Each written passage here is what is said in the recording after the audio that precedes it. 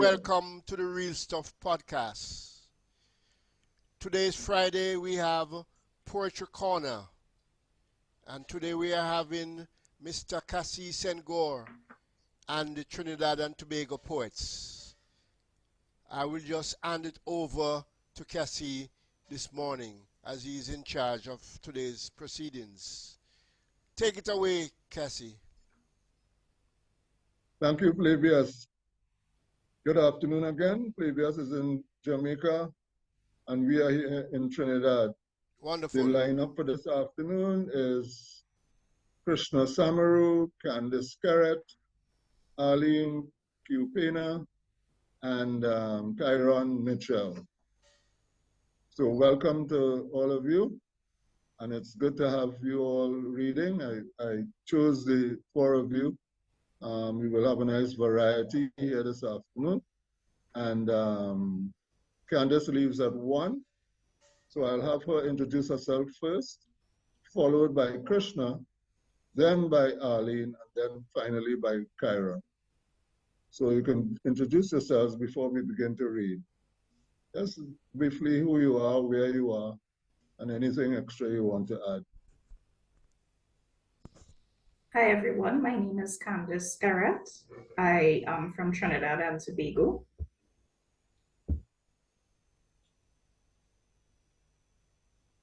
Okay. What part of Trinidad are you from, Candice? I am originally from SKERRETTE. Originally, okay. All right. KRISHNA?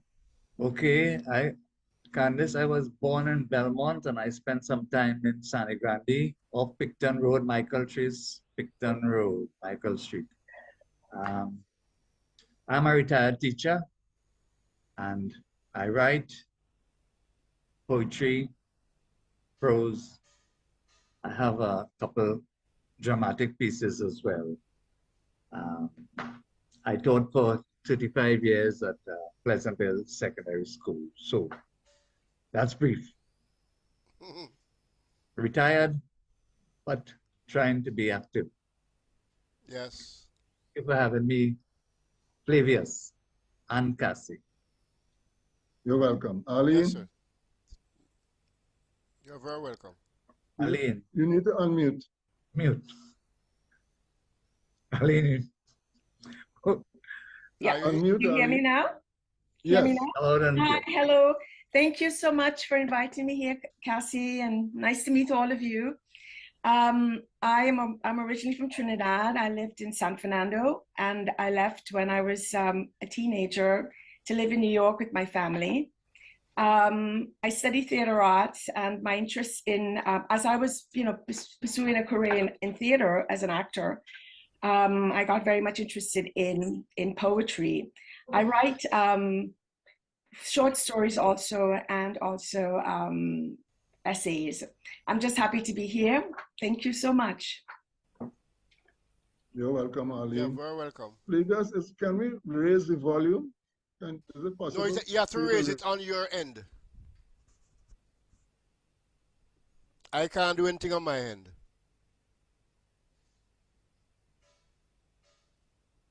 Hello?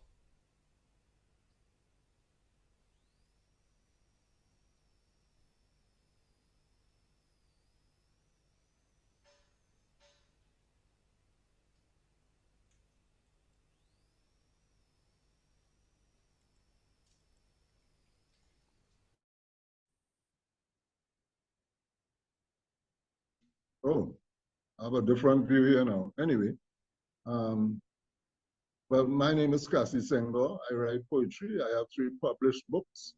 And once upon a time, I presided over the Writers' Union of Trinidad and Tobago. And at another time, I presided over the Circle of Poets of Trinidad and Tobago. And currently, I am a member, I would say, of a group called Poetry and Prose. That group meets every other Sunday, and we'll be meeting next Sunday, 23rd, which is Diwali, and we'll be reading Diwali poems on that afternoon from 1 p.m. Also, I am a part of an anthology that is in the making. And oh, I should have said that both Krishna and Arlene are in that poetry and prose group that meets every other Sunday. And KYRON and Candice and myself make up of a part of an anthology that is to come. The anthology is called Poetic Gems, I think, yeah. I'm not sure if the title is settled on as yet, but we will be a part of the anthology. So this should be a good mix coming from Trinidad. As I said, Candice leaves at 1. So we will start off with Candice.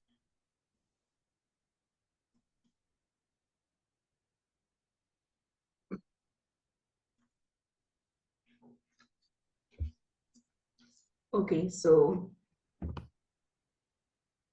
there are times my soul cries out for you. It becomes inconsolable, knowing there's nothing it can do. It jumps out of my soul, searches for yours. It comes back sadder and lifeless, like a fish beating up on the shore. At its saddest, it stays in the distance, wishing for you, knowing you're somewhere else laughing and happy, but it can't be with you. It's so hard, so very hard.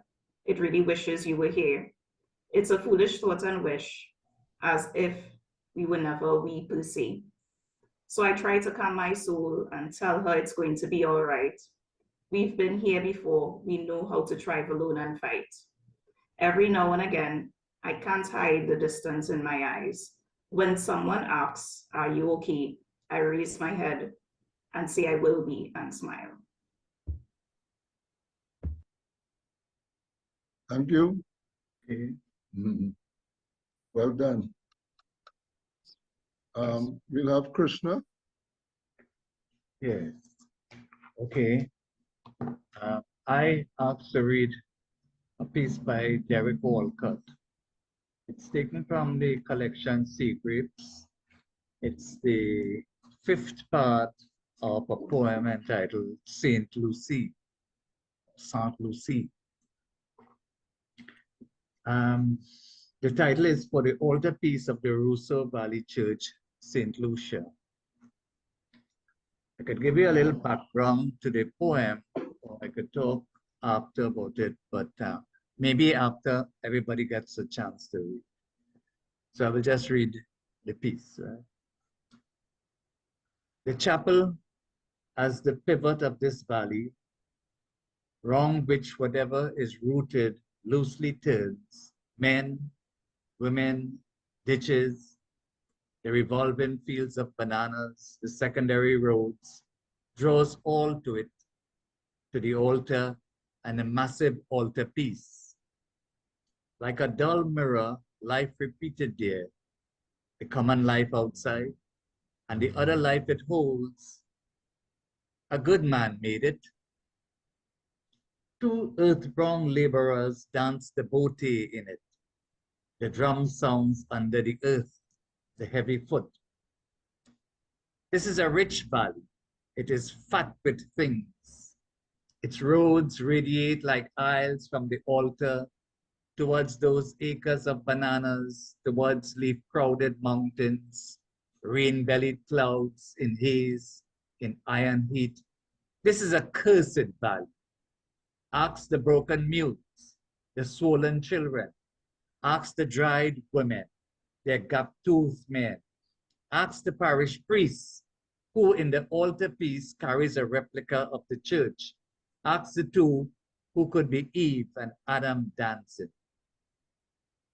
5 centuries ago, in the time of Giotto, this altar might have had in one corner, when God was young, Saint Oma mi fecit etat, whatever his own age now, Gloria Dei, and to God's mother also.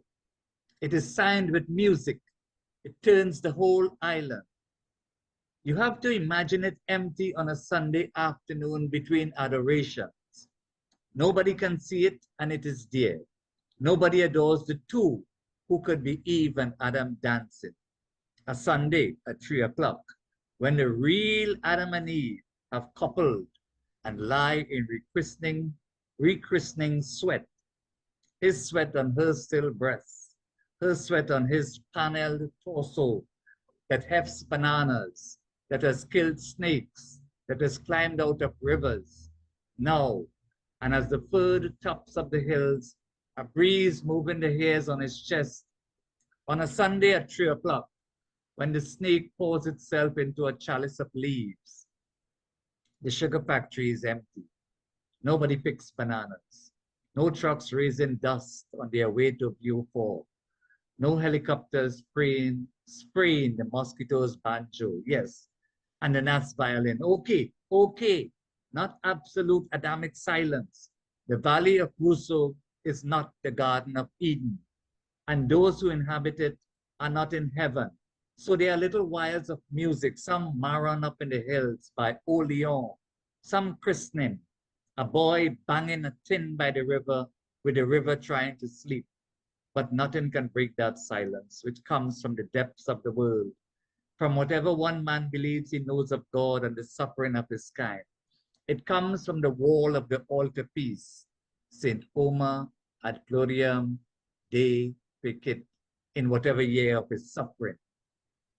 After so many bottles of white rum in a pile, after the flight of so many little fishes from the brush that is the finger of St. Francis, after the deaths of as many names as you want, Iona, Julian, Tinam, Cacao, like the death of the cane crop in Rousseau Valley, St. Lucia, after 5,000 novenas and the idea of the Virgin coming and going like a little lamp, after all that, your faith, like a canoe at evening coming in, like a relative who is tired of America, like a woman coming back to your house that sang in the ropes of your wrist when you lifted this up, so that from time to time, on Sundays, between adorations, one might see, if one were there and not there, looking in at the windows, the real faces of angels. Thank you, Derek. Thank you, Flavius. Thank you, Cassie. Thank you, everyone, for listening. Wonderful.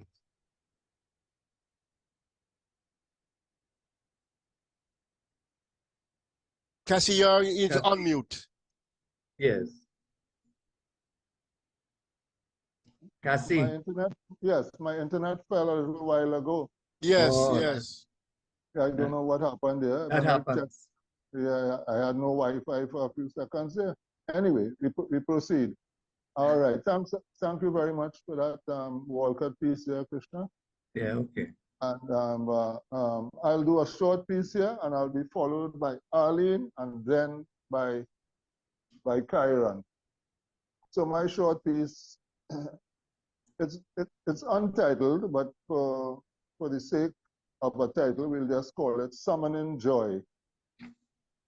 From within, summon joy. Call up interest, work effortlessly.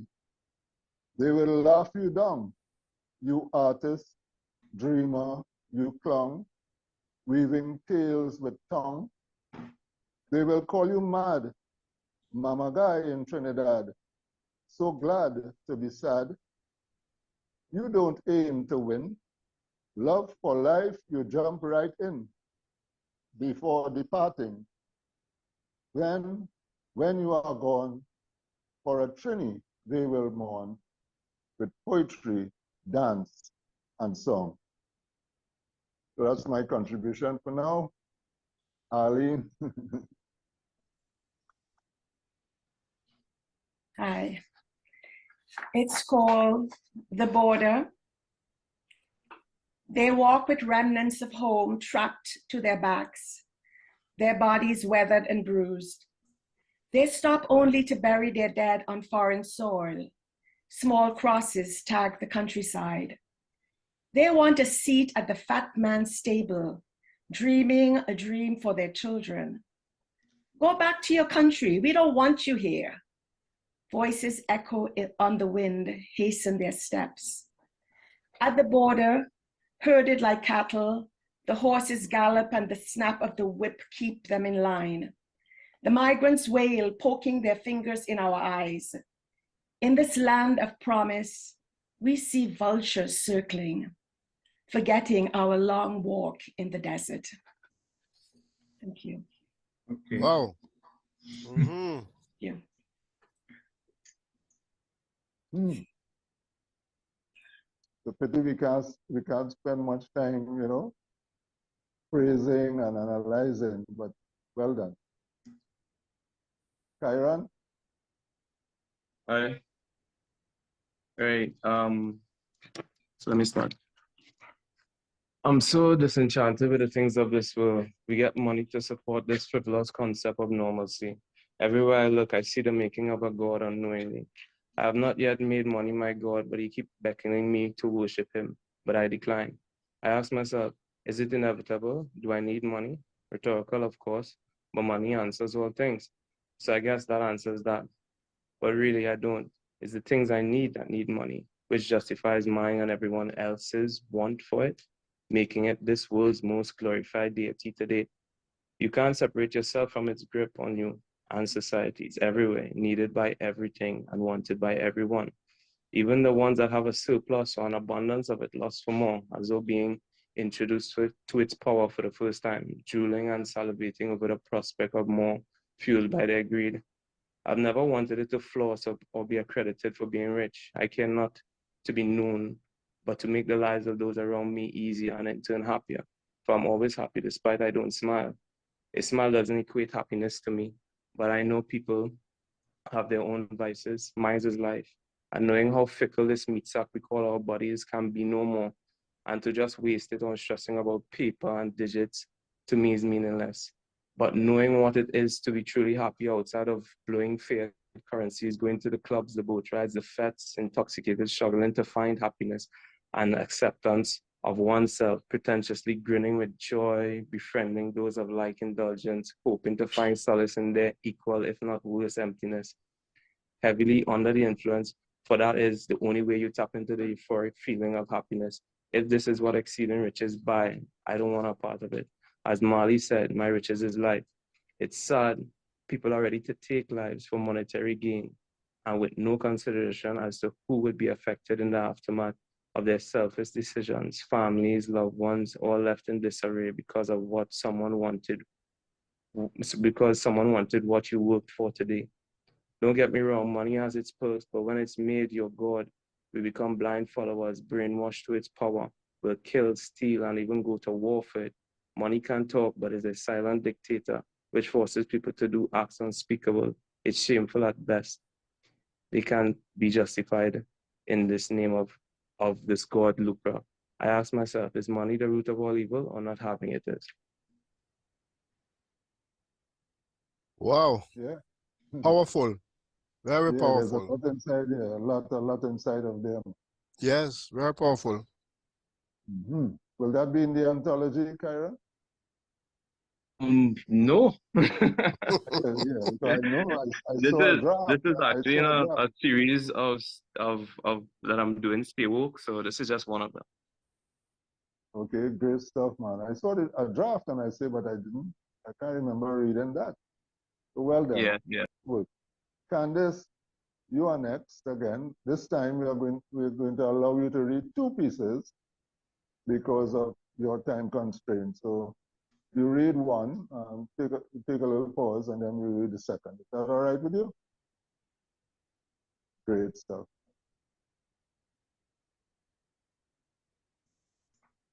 So the first one is called Education Renaissance. Cages of steel and concrete competing to be top class. I look at these physical education structures as a relic from an ancient past. We thought we needed the building to teach and forgot about the people. We became selective who we admitted and made access to infrastructure our steeple. But then COVID-19 pandemic came and these structures were forced to close.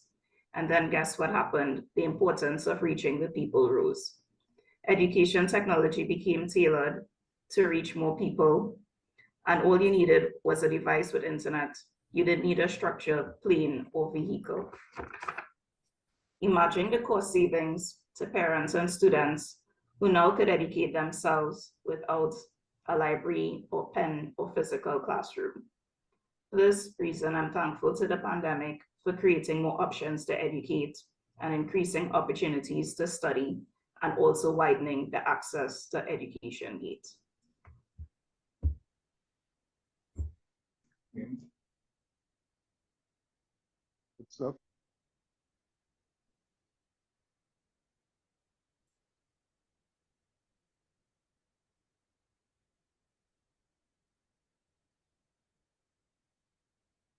So this one is called Displacement.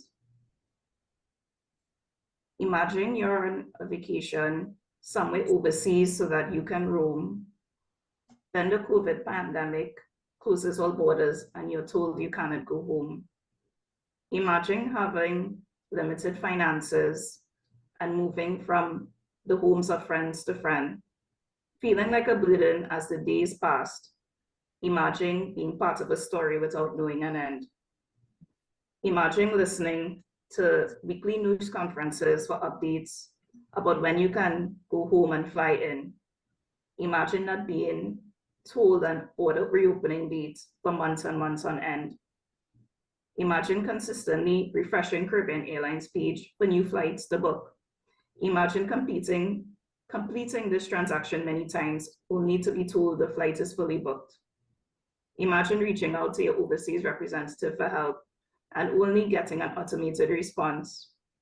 Imagine household bills still piling up and the absence of income for months. Imagine wishing to support your partner who is struggling to meet their own ends meet. Imagine a child asking, when are you coming home? And honestly, you cannot tell them when. Imagine being a foreigner in a country for 6 months, pleading with your home country to let you go home. Imagine the anger and sadness every time you are told no. Imagine being a citizen to a country that you resent as your home. Imagine being displaced and all the stories still untold. I hope we don't have to go through that again. That was a terrible time. That was Yes. Mm-hmm. Really sad times. You had a simile near to the top there. I wonder if you could just go through that about, let's say, the first 4 lines or so. Like a something. I'll try to catch it.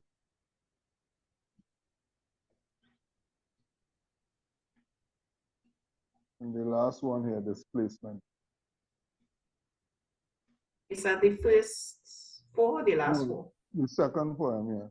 The last one is. The beginning or the end? The beginning. Imagine you're on vacation Mm-hmm.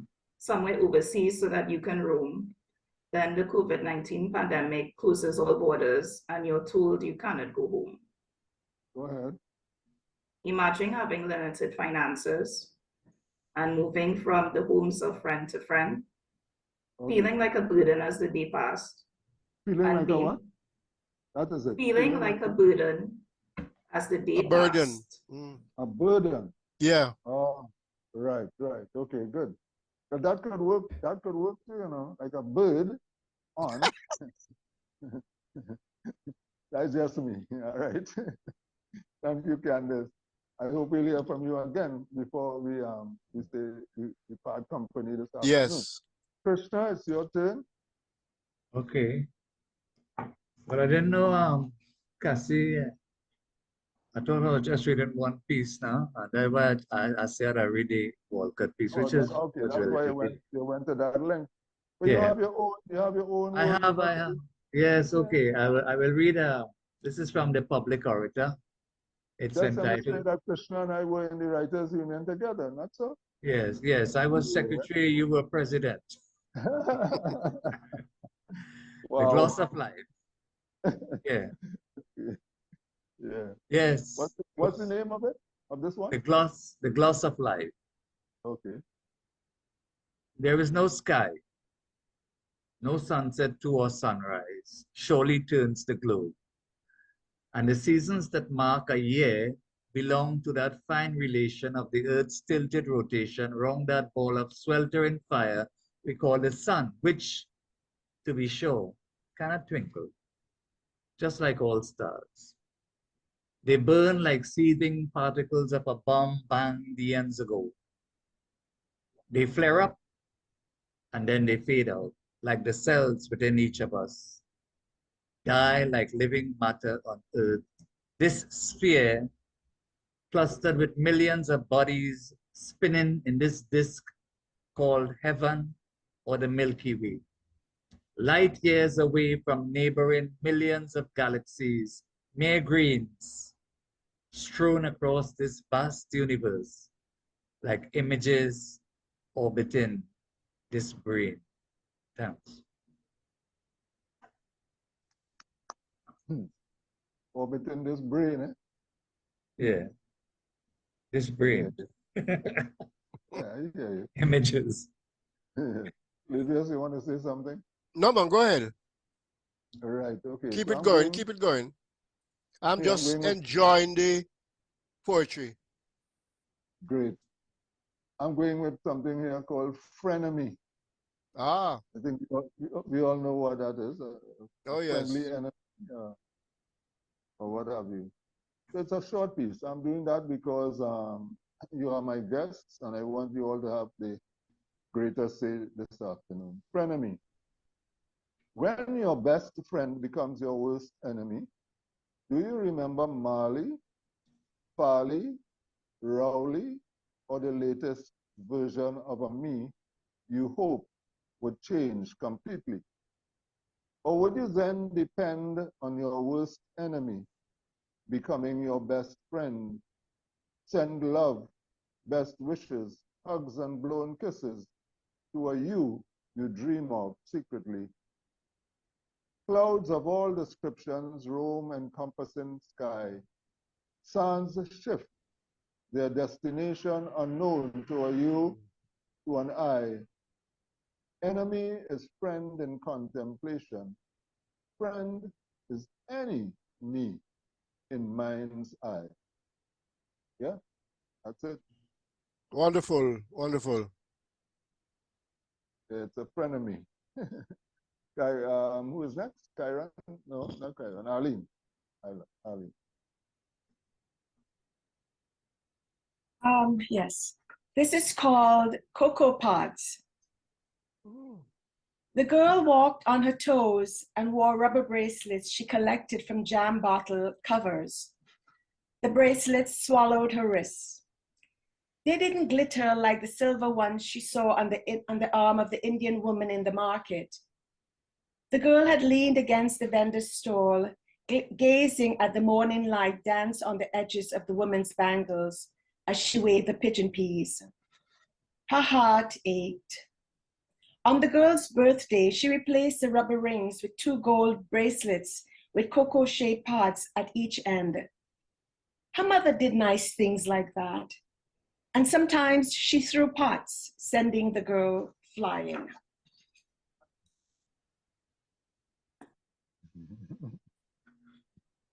Yeah, short and sweet. Yeah, you catch me there, ARLENE. Yeah. So she sent pods at the girls, or pots and pans. Both. What did She said both. all said three both. All three both. Both. All three both. Pots and pans with cocoa pods. Well done. I love it. KYRON, your turn. Okay, this one is titled Young Black Ghetto Youth. Young black ghetto youth, majestic and proud, hunted and shot down like deer to be looked upon by crowds, roaming the concrete jungle without a care, getting evil, degrading stares. Self-proclaimed animals with slangs like dog and horse, with true instinct of an animal, you've forgotten God is the boss. The lost society would have to bear. Untrained like puppies, adults stood and watched you tear away your future all googly-eyed, because there's nothing cuter than a vague, uncertain future. The devil found work for your idle hands. The rich put guns in them for their plans. Then gave you packets of snow, money coming in, so like Santa, you ho, ho, ho. Selling drugs like a pharmacy, you couldn't see the harm, so you won't alarm. crack dealer, dope slinger, kingpin. Soon, the people you started with lifespan starts receding. High off your own supply, there's only one outcome, crackhead or one gets cracked in your head.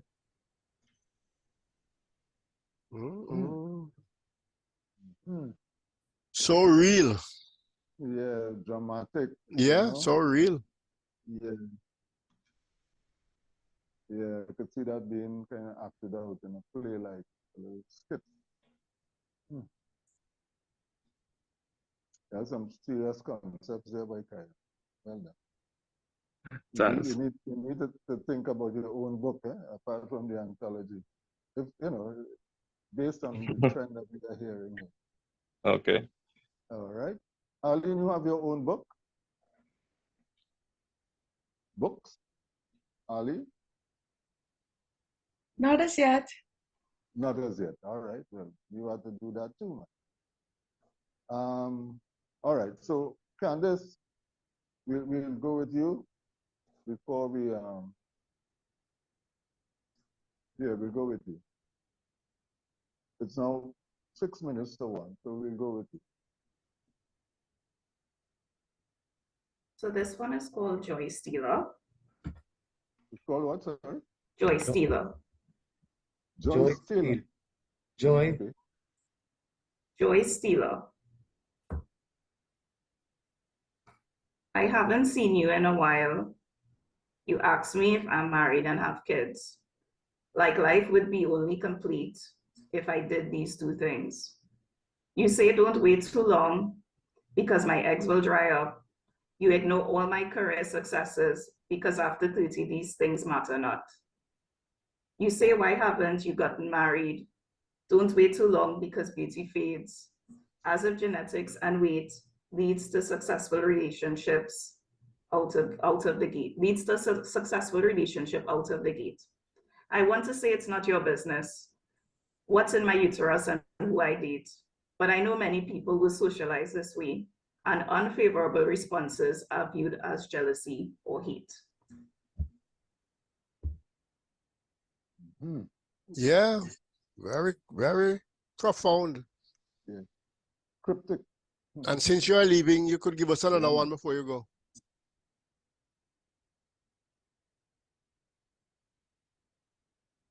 I actually don't have one flagged. Okay, no problem. Thank you very much. So you read 5 poems, Candice? I think 4. 4.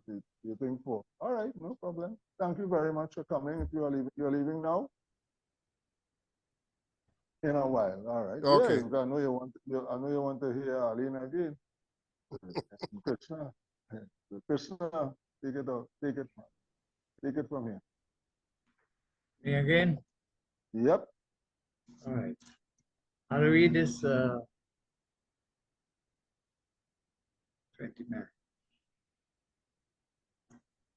On the turtles. The turtle back. Leatherback turtles. The leatherback. We won the wonder of the watch at Matura. Went and saw them. We motored through the green darkness from history to prehistory. And they surfaced in the full moon, in the noisy surf as rocks. And by degrees, as if to make certain the coast was literally clear, they breaststroked their way to the yielding sand and dug and dug and dug before they labored. We swamped them then, gathered around each like birds hungry to tear flesh. Images flashed, a flipper hacked off, a fallen racehorse, a manitou cornered and stoned to death. How easy it was to mutilate, to mince nature's natural dish, despite the full-length serrate-like shield. How vulnerable these giants seemed. By the light of the torch, the released eggs lay luminous, sacrosanct, treasures piled up and with much fuss from predators hidden. Then the creature of instinct, leaving behind a swirl of trails, heaved and lunged, until the waters reclaimed her, safe and sound now for the hour. Thanks. Mhm.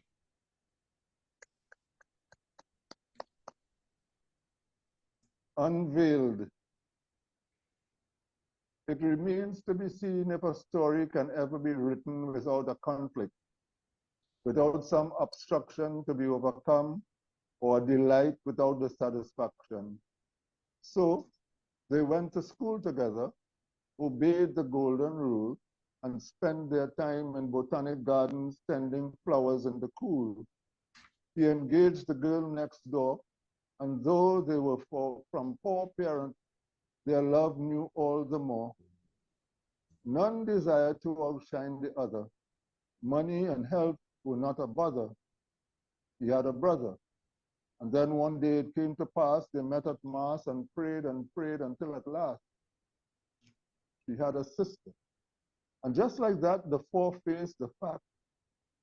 They smiled for the camera at the exact time. There was not an inkling of despondency. All went well with each pregnancy. It was plain for everyone to be, to everyone who could see. They were the perfect family. After the photographer presented the wedding album, he wondered where the frown had come from. It should not have been, yet it remains to be seen. That's it.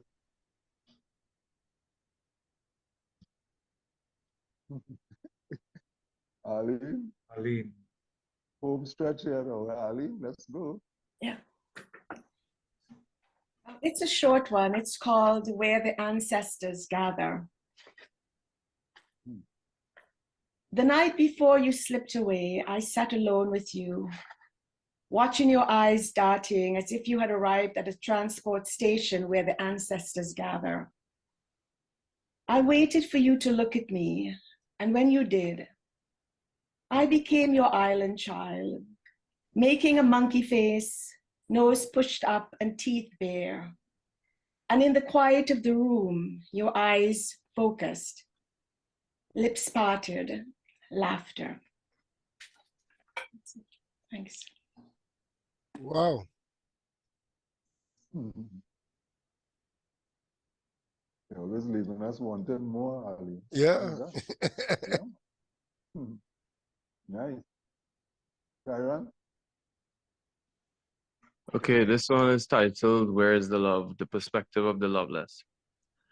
Where is the love? It's missing. This can't be solved by mere kissing. It's willfully leaking out of me like I'm pissing. Like blood seeping through a snake bite hole as I lay beside the viper embracing the hissing. Where is the love? It's missing.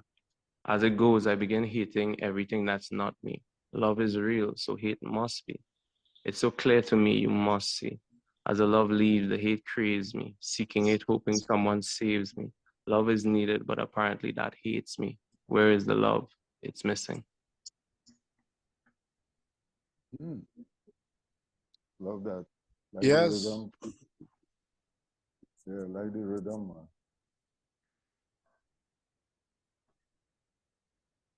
If love is real, hate must be real too, eh? Oh, yes. Correct. Yeah, got that. Candice, you're back on stage. I think Candice has left us. This left. Oh, she gone, yeah, she's gone. Yeah. This left. That leaves KRISHNA. All right. How long again do we have, Flavia? Go ahead, Krista. Let me just check. Okay. All right. So if we started at 20 past, we should go till 20 past, which gives us what, 18 minutes? So KRISHNA, you go right ahead. All right. I will conclude with this, right? My contribution today. Your final piece, right? I started with Walcott's poem, and I'll read this piece. This is what I wrote for Walcott. It's called Of Shakespeare, Homer, Moses. Well, it is no secret that Walcott is like a guru to me, right? As far as poetry is concerned. So of Shakespeare, Homer, Moses. Through your sea green eyes, the salt of St. Lucia sprays the shores of this world. The air of poetry is tangy with your sweat. Crusoe, Adam, Shakespeare, Homer, Moses.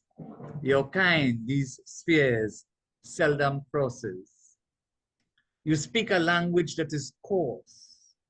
Leather-bound hieroglyphs clutter the shelves, await deciphering hands of critics. Yours was a hard-earned arrogance.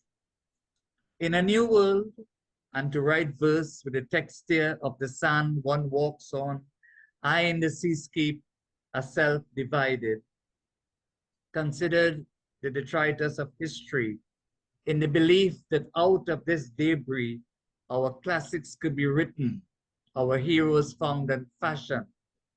In the nothingness on the horizon, such a task lay Herculean.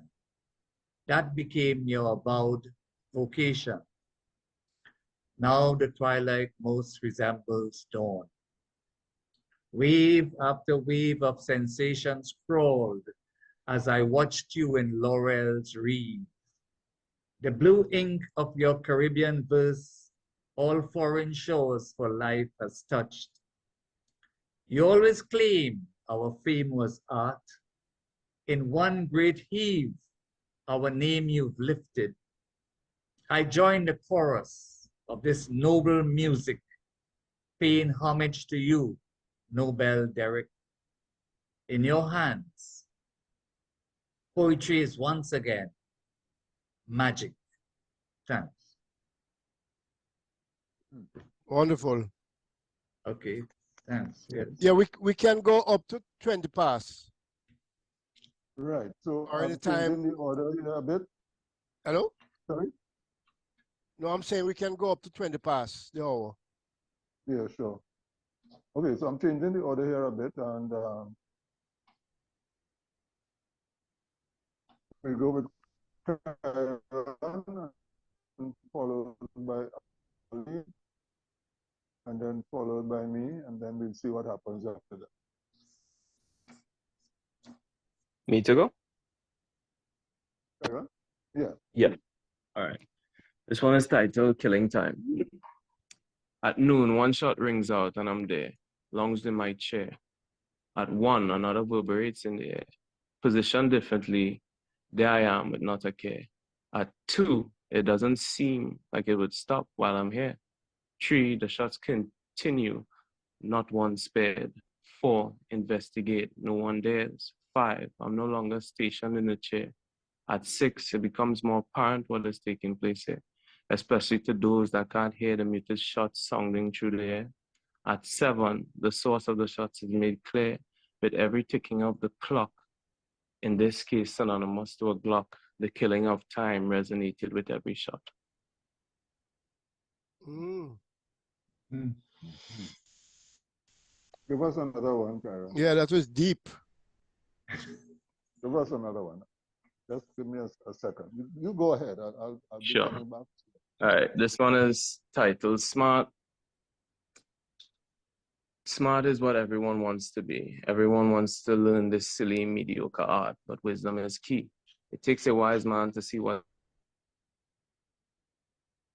been in front of him all the time, not necessarily to the forefront, but most humbly hidden in plain sight, overlooked but never overshadowed, for its countenance to him burns with the rays of 1,000 suns, but never damaging to the wise, but forever the demise of the smart.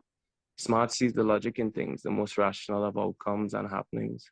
Wise sees every possibility and is able to discern its course of action. The smart is privy to her beauty, recognizing her elegance, but the wise is privy to her soul and its many secrets and gems, and knows her value.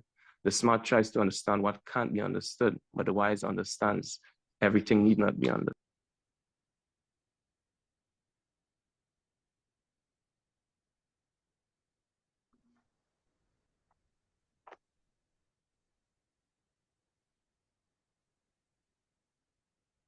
Come in, Cassie. Huh? Come in. KYRON is finished, yeah?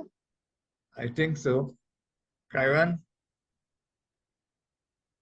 Oh, he Probably dropped. probably his internet went. No. Oh, Yeah, that was it there. I was don't know if you got it.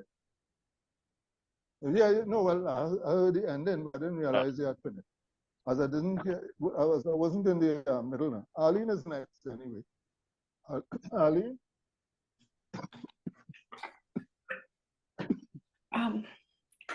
Room divided by blackboards. Tingles moved up my spine, straightening my back. My hands extended, waiting. In the room divided by blackboards, I see my friends, their heads bowed, waiting with me. Flesh swollen, blisters throbbing, fingers unable to write the word checked wrong. Surface now sits next to words that feeds me, turning rage to fuel. Thank you. wow.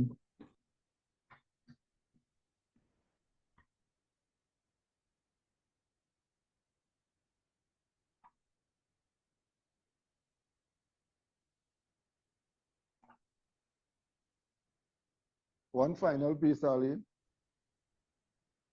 Sorry, I was muted, sorry. Well, okay. Like you, Christian, I love Walcott, Derek Walcott, the master. So I chose this this piece to read, my fifth piece. Love after love. Yes, I know that. Here. The time will come when, with elation, you will greet yourself arriving at your own door, in your own mirror, and each will smile at the other's welcome and say, sit here, eat. You will love again the stranger who was yourself.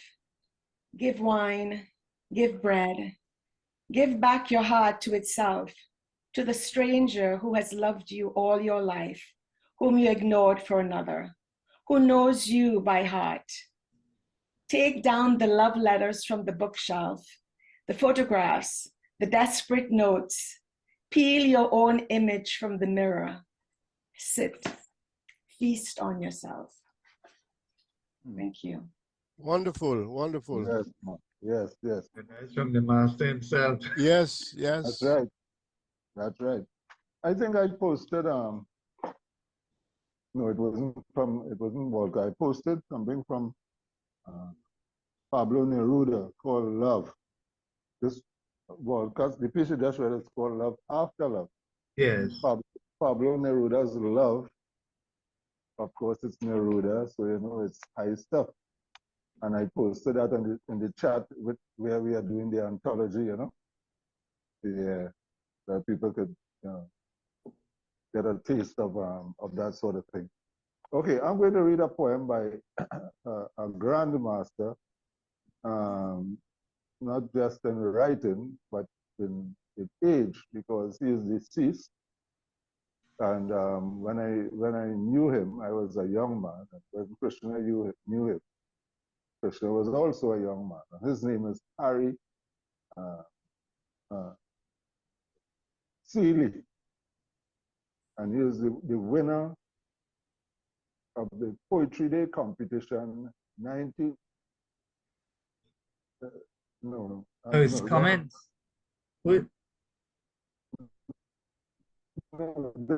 No, sorry. This is our Harry A. Seeley. I'm sorry.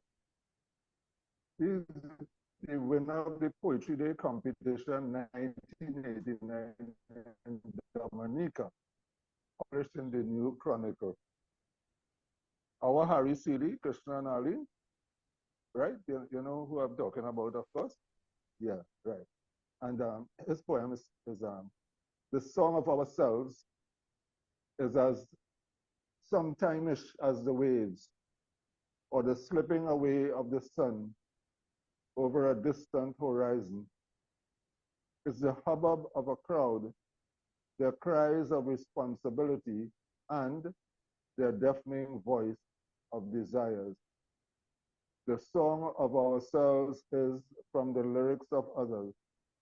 It's their taboos, their lives and times, their words and worlds, their toys and joys. The song of ourselves knows no boundaries, defines no geographical definition, and conforms to no one ideology.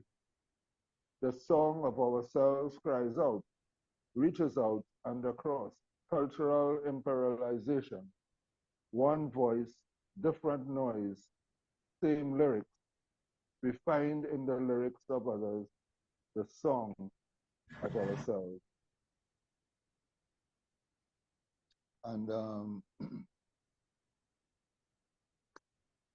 I don't know. I think we want to leave it there for the day, Flavia. Yes, we could. It has been tremendous. Yes. Yeah, because Krishna has read his stuff. Arlene has done her quota, so has KYRON. And I think that last one there, the song of ourselves, describes what we attempted to do here today. You know, sing from our own voices, representing Trinidad. And I think we made our country proud. And when this podcast is spread, lots of people will want to hear us again and again. And again. Oh yes, and we will make the arrangements. I thank you all for coming, and you know, I love poetry. I don't write poetry, but I love poetry, and I like to listen to poetry. And you know, I was overjoyed today. Thank you very much. I want to ask all of you, I'd put it in the chat, if you could subscribe to our channel, please. Yeah. Our numbers, you know, we need to get our numbers up. And we are building a family of poets, and you know, I think we are doing extremely well. Last week we had a similar setting from Belize. So, you know, we're gonna go do the circuit. All right. Who are you having the next time? I'm not sure yet. I'm not sure. I'll have to speak to Courtney. Courtney is the one that does those arrangements. Okay. But we're not sure yet. But thank you very, very much. And of course, you know, you will definitely be back as a collective. Although, you know, you can also be back in our other areas of Poetry Corner. Right. So you had a podcast on breast cancer also. Yeah, yesterday we had that, yes. Yeah, well, not yesterday, Wednesday. Wednesday, right. Yeah. And well, as I said, we have our poetry and prose every fortnightly. Yeah. And our next one will be on Sunday the 23rd. And okay.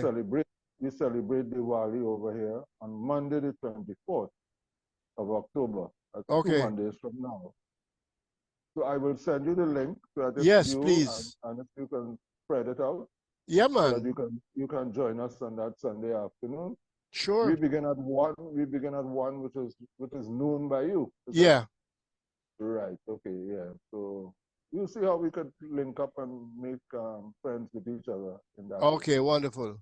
Thank you very much for hosting us, Flavius. Let Courtney know that we had a wonderful evening. Yeah, man. Thank you very much. Yes. Yeah, that one of our poets, in spite of the fact that she had to leave early, couldn't help but stay back. Yes. We had that. Then we had Krishna reading from a grandmaster here, Walcott. Yes. And then we have Arlene, who's out there in the big USA, reading her very short and precise pieces, very descriptive. Oh yeah, they're very powerful. Yes, short and powerful. Yes. Okay, I also need to ask each of you to send me, or you could send it to Cassie, a profile picture of yourself with your name, please. If we could get that today. So I want to get this posted by tomorrow morning. If you can put in the chat your address so that they will know where to send it. Sure. Yes. Put it in the chat now, and they will have it. and they will be able to send it to you. Today you want it, eh? Yeah. All right. Info at the real stuff podcast.com. Okay. Yep, that's it. Okay. The Real Stuff podcast is in one, of course. Yes, The yes, Real it's Stuff one word. podcast is in one, yeah. Yeah. One word. Yeah. Info At the real stuff podcast.com. Yes. Right. Okay. And I didn't mention KYRON, and when I was finishing up there, KYRON style, very good style. Oh, yes. A stage style, you know, not quite what they call spoken word, but certainly his style is, you know, very dominant, I would say, you know. Oh, yes. Masterful. And I do hope that when he publishes and when he reads on stage that he will bring himself, you know, to that stage where poetry can be really respected and understood by more of the young ones in our society. Oh, yes, definitely. Yeah? So thanks again, everyone. Thank you, Flavia. Okay. Thank you very much. Thank As you. we Thank go, you for having me. Yes. yeah, man, every time, anytime, yes. Okay. Thank you bye-bye. very much. Thank you. You're very welcome. You're very welcome. Thanks again. Have a good afternoon. Good afternoon, everyone. As we go out, Sure. the Real Stuff Yeah. podcast. Say hello to those Jamaicans for me, please. Yes, we'll do. Yes. Okay. You lead us so full. You belong far away away. Ajugwala lebo buseru. Lida mua, lida sungfula. Lida mua, lida sungfula. Well, unfortunately, this is it. Till next time. Bless.